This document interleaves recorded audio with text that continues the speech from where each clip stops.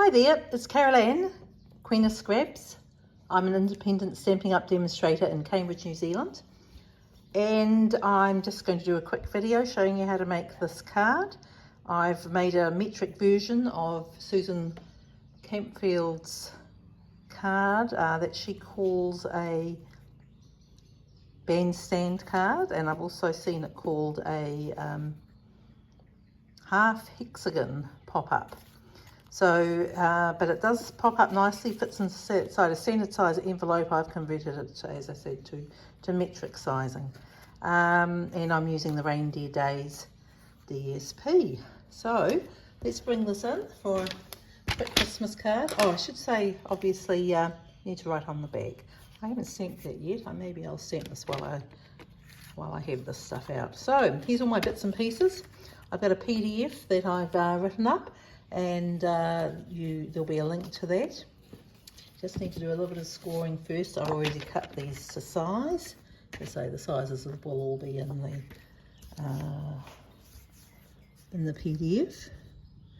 So this is 14.3 centimetres, and I'm going to score it at 2 on that end, and I'm going to flip it over and score it at 2 here as well.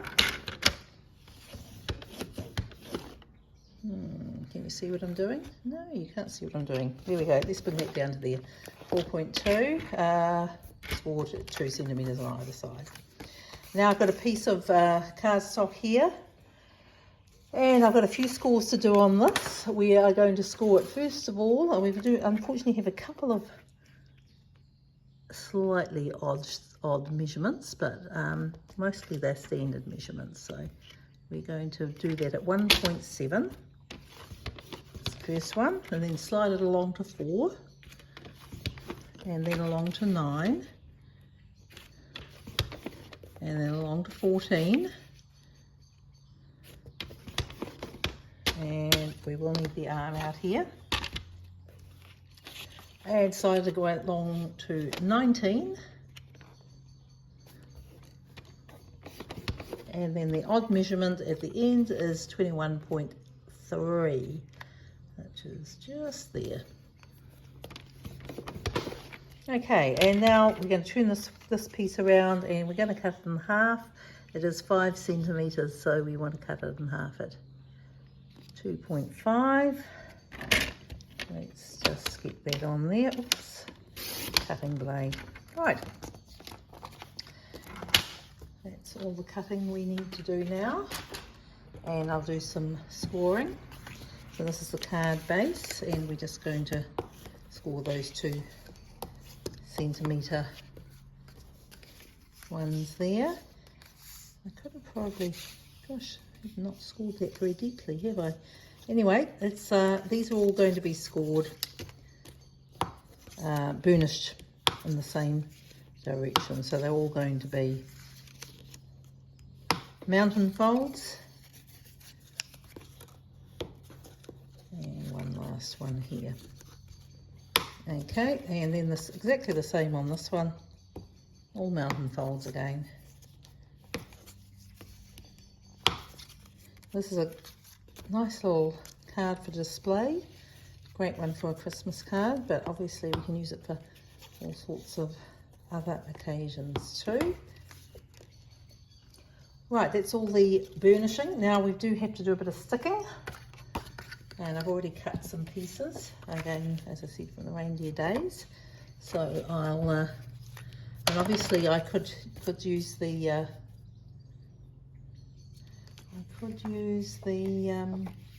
this side as well, but I'm not going to today. I've got one that I did use that in. I don't know where it is, my other sample. Hiding somewhere. We'll find it at some stage. Okay, this piece isn't quite square. But I've cut it, and obviously if it is a directional pattern like this one is, you will need to take care to cut it according to the pattern. And I've cut these little side pieces off either side of the piece so the pattern does, oh, that is not cut down, goodness me. Carol Ann. I've actually not cut that the right size. But that's okay, we will trim that, and it's this end that we have to trim off. It should have been 10 and I've made it 10.5. That's how I sometimes get glue in places I don't want it to be. Let's put this down now. Oop, not quite in the right place. It's always a bit tricky when you've got glue on the wrong places. Still haven't got it right. I've got glue on my fingers too, of course. Okay, there we go. That's kind of lining it up, and I better trim this one off before I do that one, and it's off the top. So I'll do it off the top again here. 10. There we go. Sometimes when we're repairing, we don't get it all quite right. So this is the other side piece. All right. So that's the card base. Let's pop that aside. And these are the top and bottom pieces, so that's helped pop out. And I've already pre-cut my DSP. We need 6 pieces of this one here, the size.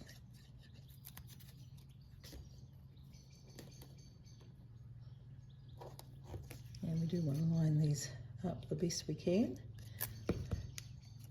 This is a lovely suite. It's got some, as most of the Stampin' Up papers do, it's got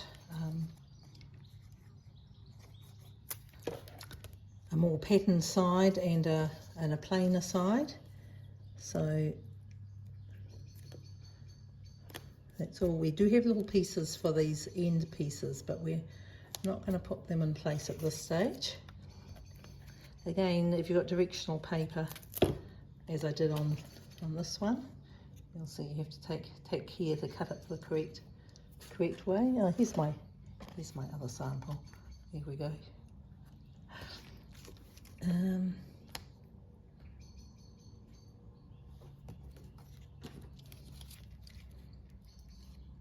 This coordinates with the deer punch, and there's memories and more cards and all sorts of things in the suite.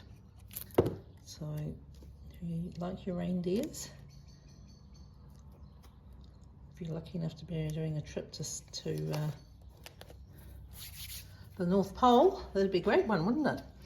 I do know someone whose family are going to the North Pole for Christmas, so hope to hear how they get on. I'm using my trimmer because it's got a straight edge and I want this to line up nicely. And what I'm going to do, if it was directional, you need to make sure you've got the pattern at the top.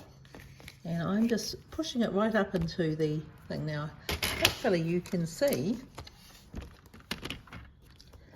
that when I have it lined up there, there's about 3 millimeters on either side before that crease there. And when you fold this over, this score line here on the flap should line up with the score line here. That's what we're aiming to do. So once we've got that in place, just don't put glue too close to this fold because it's not going to be, don't want it to stick to itself in that part. It needs to be free. So we'll just, there we go. Keeps it nice and straight, like that. And now we're going to do the same thing at this, on this end. And again, make sure that's pushed up into the straight edge. Make sure it's aligned. And just going to put some glue on there. Some glue on here. Try and get those to line up. It's not quite lining up there for some reason. This is on that side though. There we go. So we got those lined up. And because we've used the straight edge, they should be nicely parallel with the card.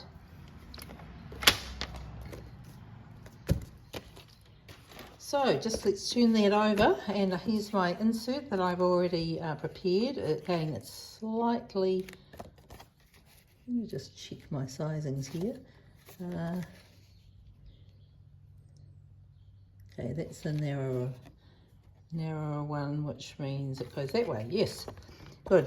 Okay, let's pop this in place, and this will help hide some of the construction tabs here, and also give you somewhere to write your message. And just to finish it up, because these edges are going to, oh goodness me, that's not quite right. Let's oh, maybe I put it round out, turned it the wrong way after all. Yes, I did. Here we go. That'll work better. Let's put it that way. And I've got these little squares that I've also cut already. And they're just going to fill in this little spot here, which we'll show when the card's on display.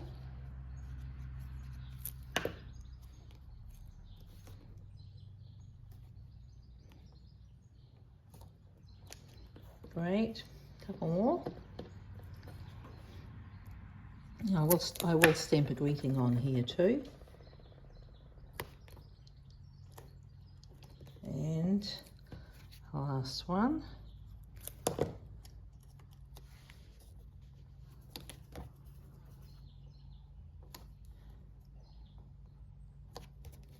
Right, so you can see when this stands up, you're going to get this lovely 3D effect. Now, all we have to do is put our focal point in the middle.